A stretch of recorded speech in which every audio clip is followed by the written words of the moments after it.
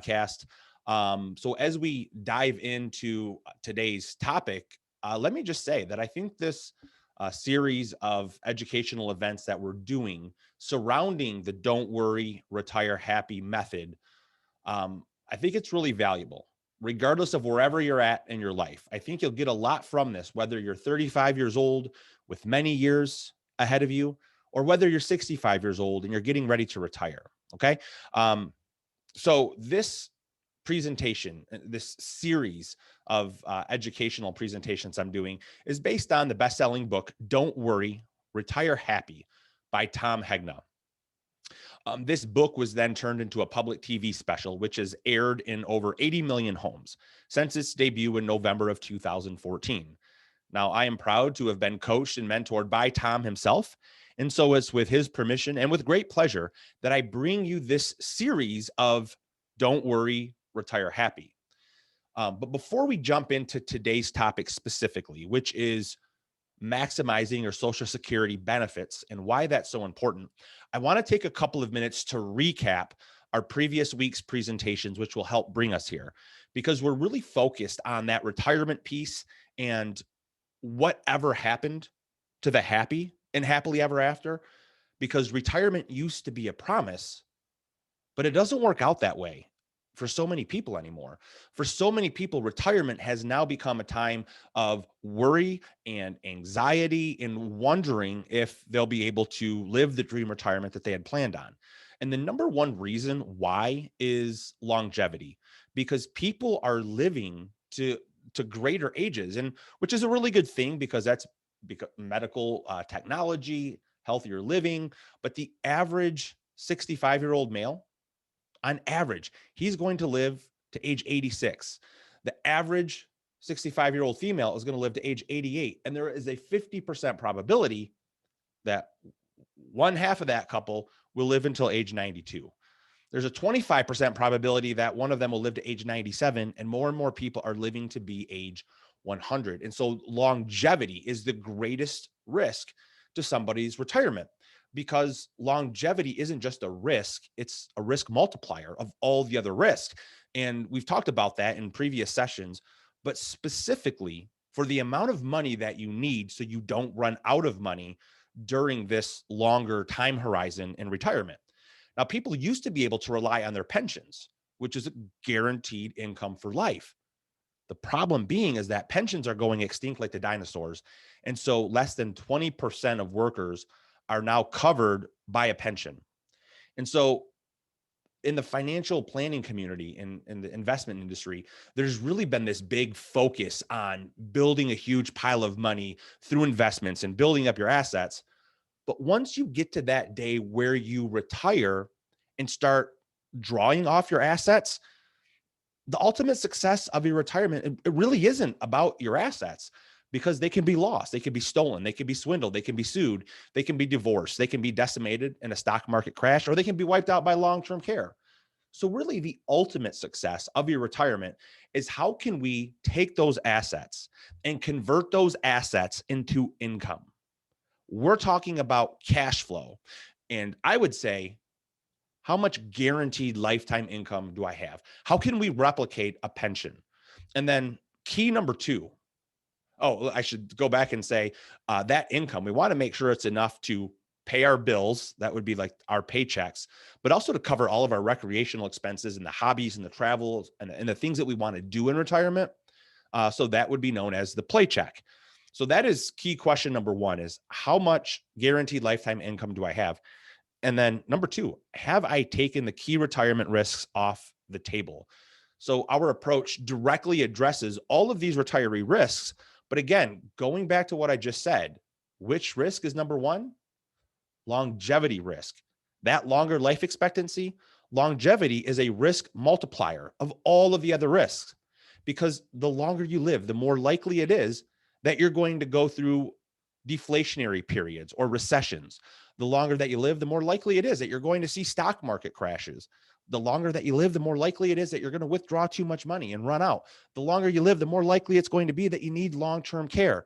So with all of these things, but especially the component of making sure we have enough income and that we don't run out, no matter how long we live, It's all about how do we take this longevity risk off the table?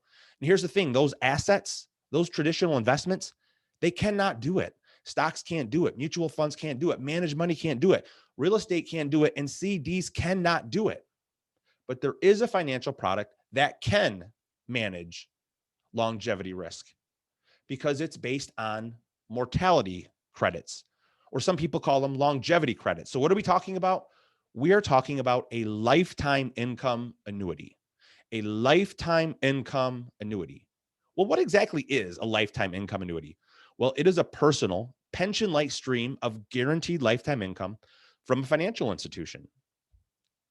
It's simply a guaranteed paycheck for life. Now, according to Time magazine, securing at least a base level of lifetime income should be every retiree's priority. At least it should be if they want to live happily ever after. So that kind of brings us to today's topic. Step number 2 in the don't worry, retire happy process is maximizing your Social Security benefits. Because when we talk about guaranteed lifetime income, when we talk about annuities, there are really 3 different sources of guaranteed lifetime incomes, or 3 different sources of annuities. Now, in the green, you'll see there's a traditional annuity that you can purchase from an insurance company or from a financial institution. At the bottom of your screen, in the gray, we see that traditional defined benefit pension plan. And if you still have one of those, congratulations, that's awesome. That will play a huge role in your retirement. But going back to the graphic that I showed a few minutes ago, that upside down pyramid, most people don't have pensions anymore. So they can no longer form the foundation of a person's retirement income plan. But here's the thing. Most of you already have a lifetime income annuity, whether you know it or not, and that is Social Security. Now, I cannot make you an expert in the next 5 minutes, but allow me to at least increase your awareness. Why is Social Security so important? Well, it's the best money that money can buy. This money will pay you for the rest of your life. And then when you die, it will pay your spouse for the rest of your spouse's life. Plus, it has inflation protection. If you're single, your lifetime Social Security benefit could be up to $500,000 of income.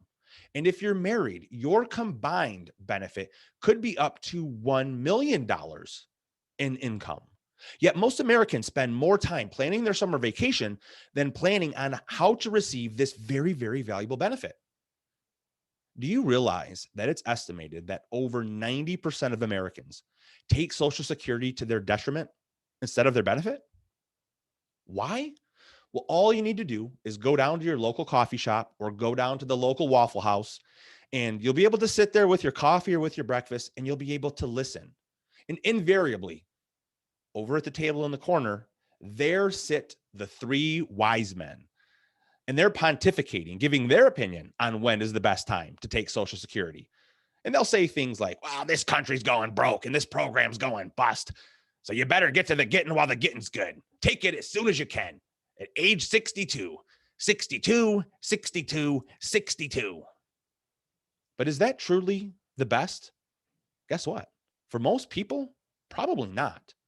Let me put up an example on your screen right now. The example on your screen assumes that a person reaches their full retirement age at age 66, and their full benefit amount at that time would be $1,000 per month. But if they took it early, and if they took it at age 62, following the advice of the 3 wise men, guess what they did? They would have reduced their benefit by 25%, from $1,000 a month all the way down to $750 a month. However, this also works in reverse, because you can essentially increase your Social Security income by more than 30% if you delay receipt of your Social Security benefit until age 70. Now, just as an aside, there is no benefit to delay longer than age 70 because benefits no longer increase after that. So just a key thing to remember there. Now, look, let's take a look at this chart again as we highlight age 62 and compare it to age 70. On the left-hand side of your screen, you have $750. And on the right-hand side of the screen, at age 70, we have $1,320. $750, $1,320. 750, 1320. And look, this doesn't even include the cost of living adjustments in there. If I were to include that, it would be pretty close to double. Look, by simply waiting 8 years, you can almost double the paycheck that you're going to receive from the government. And in this low interest rate environment, where can you double anything in only 8 years? And I've heard all of the excuses. Well, I'm probably not going to live that long. Well, here's the thing, you probably will live that long. If you think back to the chart that I showed you earlier, if you have a married couple and both the husband and the wife are age 65, the husband on average is going to live to 85, 86, and the wife on average is going to live to age 88. As a couple, again, there's a 50% chance that one of them will live to age 92. Now, if a guy listened to his buddy at the coffee shop and took it at age 62 and lived into his 90s, look at the orange line on your screen. He would have received $1 million. And that's a lot of money. But if he would have delayed until age 70, he would have received 1.5 million. That's the green line. That's 50% more. Delaying from age 62 to age 70 could potentially provide you with $500,000 more income in the form of your Social Security benefit. Now, look, I'm not telling you that you can't retire at age 62. I'm telling you that if possible, you should not take that money. So if you want to retire at age 62, what we really need to do is build a bridge. Take money out of your IRA. Take it out of your 401k. Take your CD money. Take your money market money. Maybe you take money out of your life insurance policy, or maybe even a reverse mortgage could fit in there. But the intelligent thing to do here is to build an income bridge from age 62 to age 70 so you can save this money until age 70. Now, look, I'm not saying that everyone should wait until age 70. In general, the breadwinner should delay, being the half of the married couple who made more and contributed more into the system over time. The other spouse, they can go ahead and claim their benefit at age 62 if they want. Because the other thing that we really want to take into consideration here is survivor benefits. When one spouse dies, the smaller Social Security payment goes away and the surviving spouse keeps the larger payment. So let me show you an example. On your screen right now are Mike and Jan. Now, Mike's full benefit at age 66 is $2,000 per month. But if Mike were to take his benefit at age 62 instead of his full retirement age of 66, guess what? He just reduced his benefit by 25%. So instead of a $2,000 paycheck, now it's only going to be $1,500 per month. But here's the thing. He's not just taking a smaller paycheck for himself. He is now locked in his wife to a smaller paycheck for the rest of her life too. So if you see on our graph here, if Mike dies at age 85, the average length of widowhood in this country is about 7 years. So if Jan died at age 92, that means his decision locked her into a 25% less income for the remaining 7 years of her life. Okay. So when you claim this benefit, it really does have a lot of far reaching consequences. Now, look, there really isn't a cookie cutter rule that's going to fit every single person. Okay. So here's a couple key things as we wrap up here today. You only want to delay until age 70 if you have a plan for income until then. Maybe you're still working. Maybe you're doing some part-time consulting. Maybe you have other savings or investments. And there may be exceptions to this general rule, especially if you don't have longevity in your family, or if you have current health conditions that are likely to result in a shorter lifespan. You might want to go ahead and claim it at age 62 in that case. For you, that might be the smart thing to do. Again, there's a lot that goes into making a decision.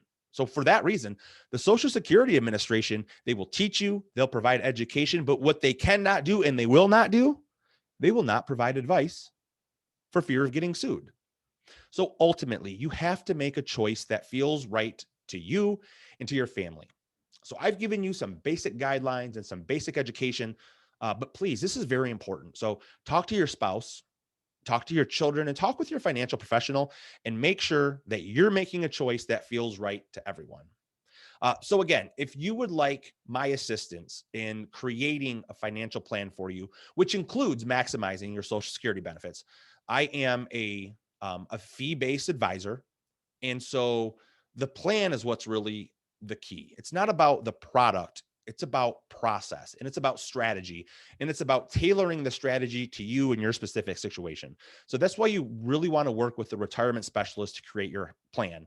Somebody who's going to help you maximize your Social Security benefits, somebody who will talk with you about why you might want to consider a hybrid retirement, somebody who's going to invest your retirement portfolio based on your time horizon, your risk tolerance, and your goals in order to protect against inflation.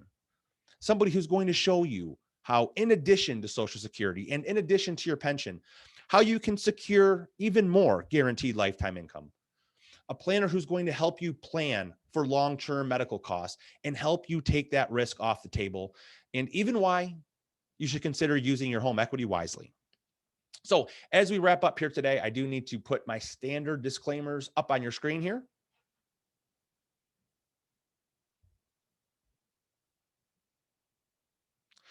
And again, if I hope this educational content was helpful, and if you have any questions, don't hesitate to reach out.